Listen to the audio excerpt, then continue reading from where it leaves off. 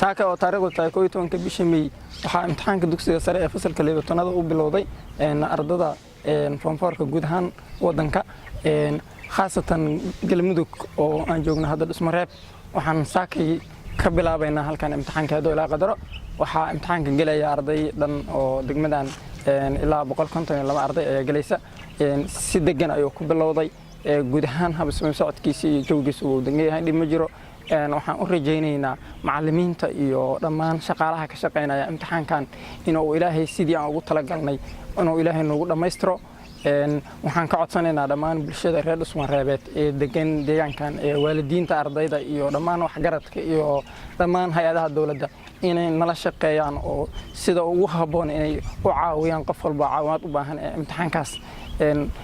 uu amnigiisa iyo sidii uu si asagoo bad qabo u dhamaalahay guud ahaan jawga uu degan yahay saakay waxaan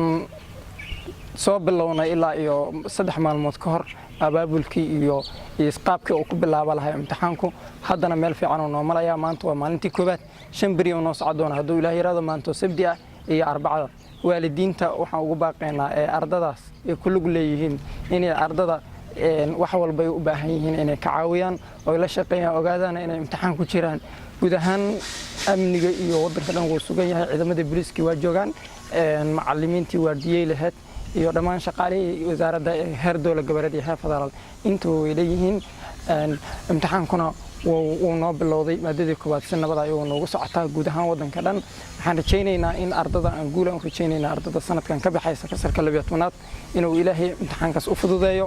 oo sanadkan sanadkiisa kalena ardada kale oo gaaraysan inuu Ilaahay sidoo kale oo ayagana soo gaarsiyo halkaan oo kale inay yimaadaan kuwa hadda baxayana oo qalin bedelanayana inuu Ilaahay u sii saqiro waxbarashadooda iyo heerka labaad ay u sii gudbayaan jaamacadda